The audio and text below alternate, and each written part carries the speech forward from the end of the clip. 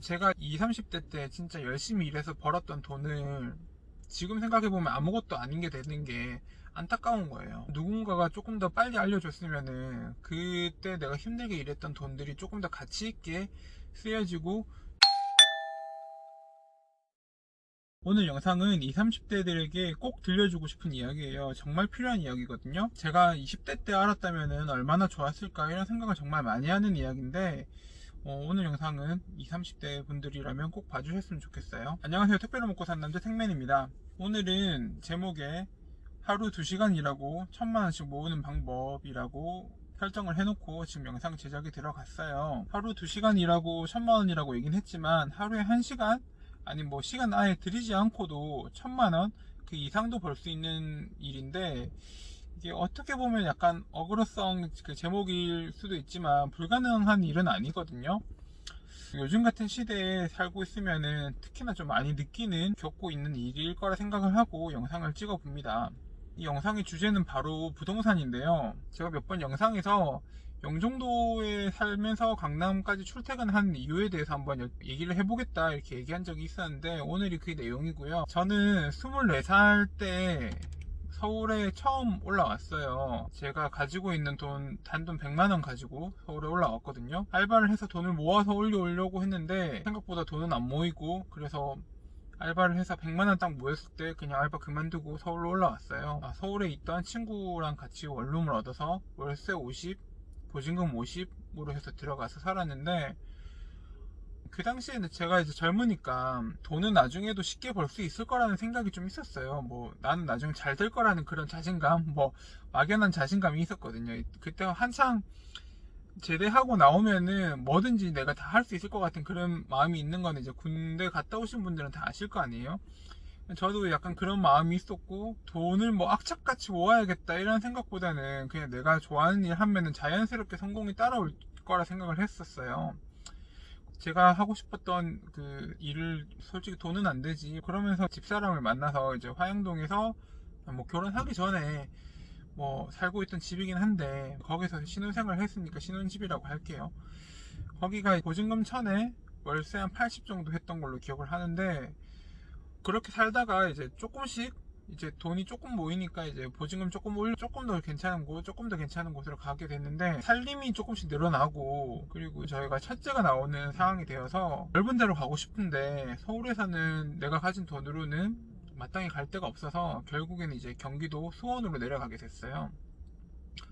그 당시에는 저는 돈 모아서 전세 가야지, 뭐 집을 사니 마니 뭐 그런 건 막연해서 빨리 돈 모아서 전세 가고 싶다 이런 생각을 가지고 있었는데, 그러다가 우연치 않게 유튜브를 보면서 재테크에 관심을 가지게 되었고, 관심을 가지고 보다 보니까 뭐 실물 자산에 대해서, 유동성에 대해서, 현금 가치의 하락에 대해서 뭐 이런 걸 이제 점점 깨우치게 되는 거죠. 그러면서 내가 집을 빨리 사야 되는구나.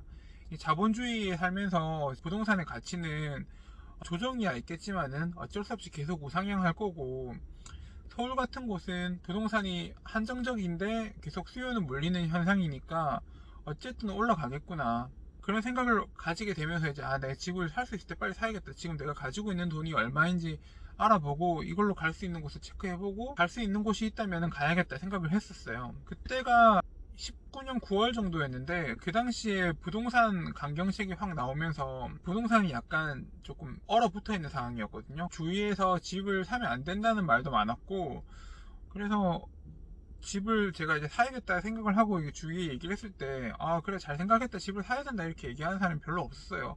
집값 좀 있으면 떨어질 거다, 지금 사면 안 된다, 이렇게 좀 걱정을 많이 하셨는데, 저는 그때 저만의 약간 확신이 있어가지고 아니다, 지금 집을 떨어지더라도 지금을 사야 된다 생각을 했었어요. 결국엔 알아보다가 저희 부모님이 영종도에 사시는데, 영종도에 몇 번 왔다 갔다 하면서 보면서 여기가 많이 개발이 되고 있구나 라는 걸 느꼈고, 저희 짧은 생각으로는 그때 당시에는 아직 코로나가 오기 전이었고, 대한민국에서는 솔직히 앞으로 반도체랑 관광업 말고는 솔직히 그렇게 유망한 이런 산업이 없다고 생각을 했어요. 관광업이 발전이 되면은 해외에서 이제 많은 사람들이 공항으로 비행기를 타고 올 거고, 그런 공항이 있는 영종도가 일자리도 많이 생길 거라 생각을 했어요. 리조트나 뭐 이런 개발하고 있는 것들이 엄청 많고, 영종도의 인구수도 계속 늘어나는 편이고 들어오는 수요에 비해서 아파트 공급량이 그렇게 폭발적으로 늘어나는 곳은 없었고, 물론 다만 제가 이제 강남에서 일을 하니까 너무 멀다는 게 조금 부담스럽긴 했는데, 하루에 2시간 정도 차 타고 왔다 갔다 출퇴근하는 거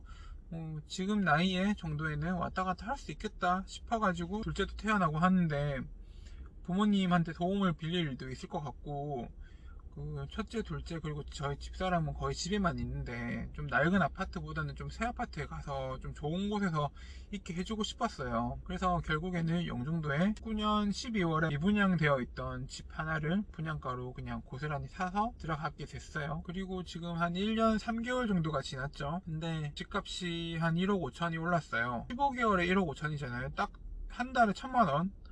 그거를 내가 일해서 모을 수 있을까 생각을 했어요.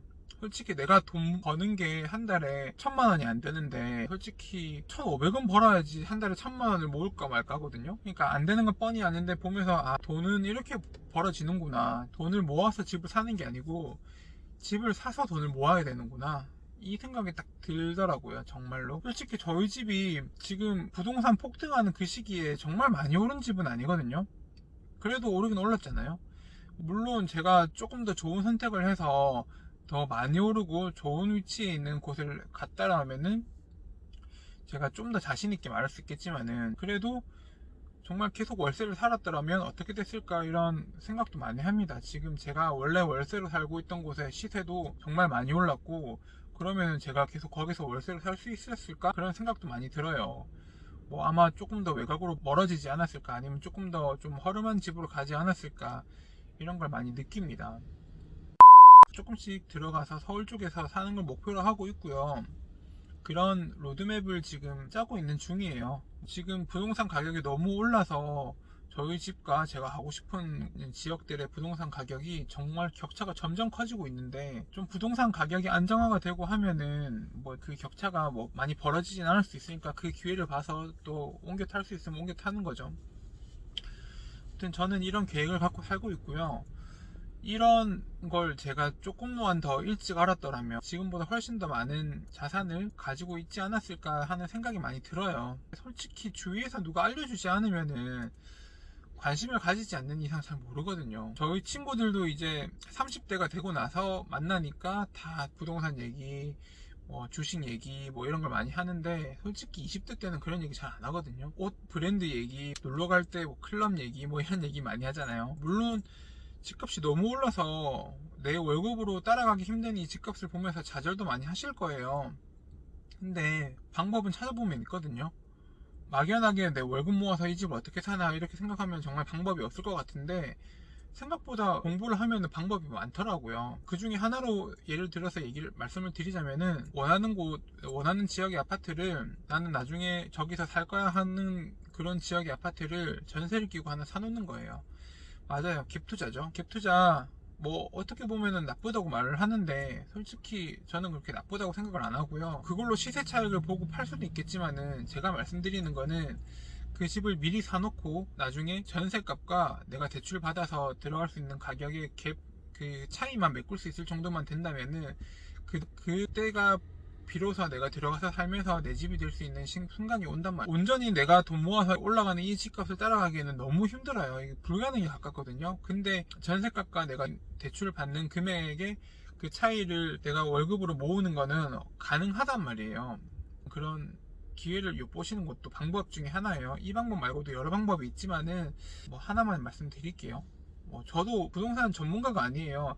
이런 영상을 찍는 게 솔직히 욕을 많이 먹을 수 있다는 거 저도 알아요. 부동산을 가지고 계시는 분들이라면 어느 정도 공감을 하실 수도 있지만, 부동산을 안 가지고 계시는 분들이라면 보면서 뭐 지금 상투 물리는 거 아니냐, 호구되려고 지금 이렇게 얘기하는 거 아니냐, 이렇게 얘기할 수 있는데, 저는 정말로 20, 30대 조금 좌절하고 하는 걸 보면서 조금은 도움이 되는 영상을 만들고 싶어서 이렇게 영상을 찍는 거고요.